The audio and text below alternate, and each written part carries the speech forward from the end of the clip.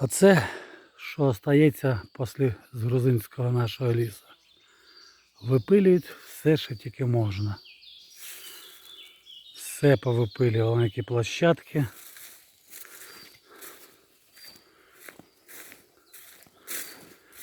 Отак уничтожають самі свою ж Україну.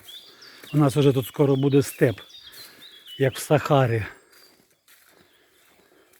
Сволочі, блядь. Куди-то блядська власть дивиться, блядь. Проріжують вони ліс. Що це вони прорідили ліс? Це прорідили ліс називається? Воно ж зараз заросте все чагарниками. Все заросте чагарниками. Оце отака пустеля.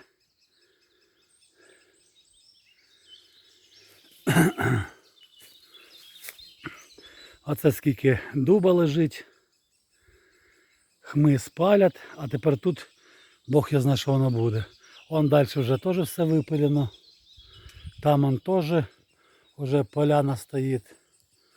В общем, отаке у нас Кунцево. Було гарне, красиве, а буде пустиня Сахара 100%.